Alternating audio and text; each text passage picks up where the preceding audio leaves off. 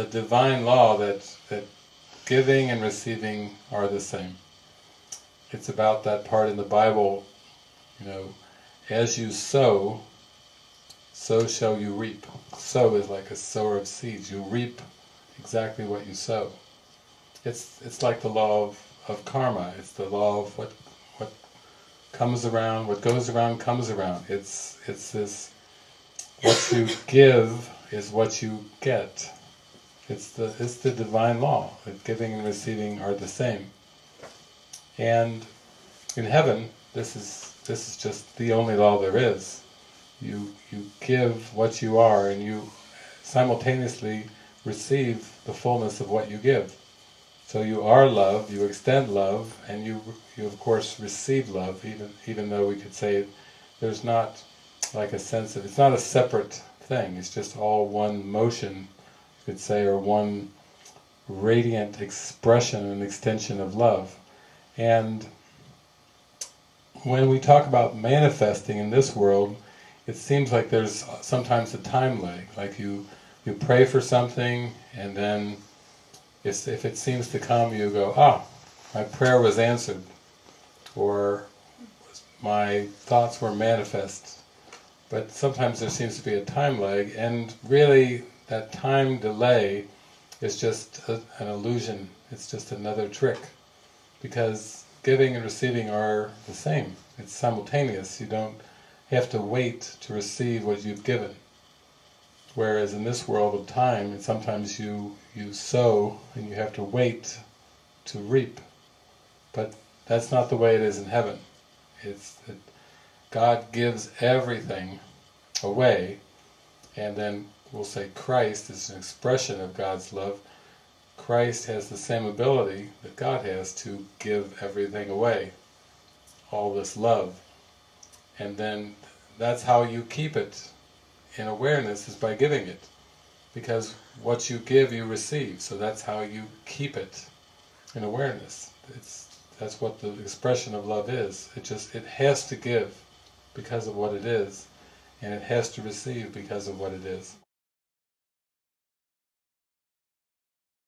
Because people don't just die. If you think of them, they're still there. In other words, they're still part of your awareness. They aren't out of awareness. Like on earth in linear time, when somebody dies, then you may go through a period of mourning or grief, and you may or may not seem to get over it. Or when two lovers part and there's all this sadness and hurt, then you may seem to get over it in time or not, but it's definitely the sense of, there's a sense of them being out of awareness, and what you're thinking about is what you're bringing into awareness, because the giving and receiving is simultaneous.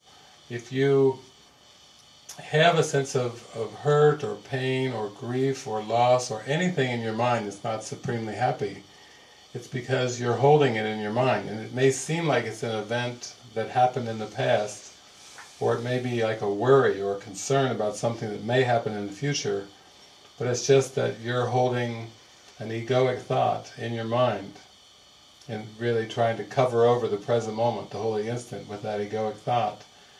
And it just seems like the cause was in the past, or the cause will be in the future. But it's actually just a present cause. It's like holding on to this false idea. You have a present release. You actually have the power to release your mind from hurt, from pain, from suffering and illusions. And it seems to be a matter of time. It's not really a matter of time. It's a matter of, are you willing to embrace the divine law, that what you give is what you get. And it takes a subject which I know is very important for what we're doing here, because a lot of the difficulties and strains and heavy emotions we've been talking about around loss of someone, or separation anxiety, or unrequited love, or all those different themes are based on a love that seems to be very interpersonal.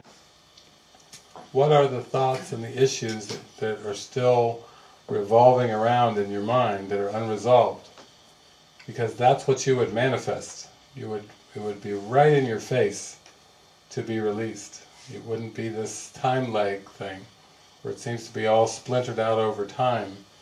It would be like whatever is a cause of unrest in your own mind or your own soul would be right in front of you, and so much so that it would be like a fast course in forgiveness. You know, it would be like holding on to a hot potato and having your hands burned. You would drop it pretty quickly if it was that direct. But just because it's projected to time, it makes it seem much more difficult.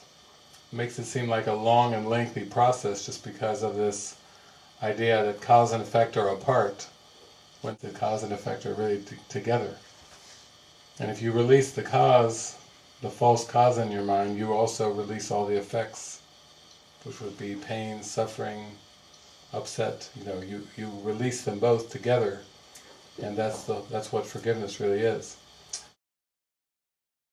It's the way the world teaches it, that, you know, somebody's done you wrong and you've got to find a way to bless them. But this is really starting to realize that you were mistaken about everything. And that's what opens the gateway to the healing. Just the willingness to accept that you've been completely mistaken about everything that you've ever perceived is the gateway into this true freedom. Even if you thought you were like 99% wrong, it really wouldn't do it, because that little inkling of maybe I was right would prevent the awareness of opening to this healing power.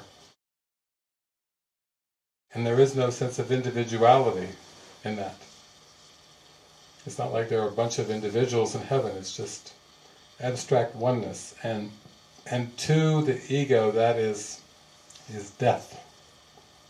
Heaven is death to the ego, because heaven is the awareness that there is no ego.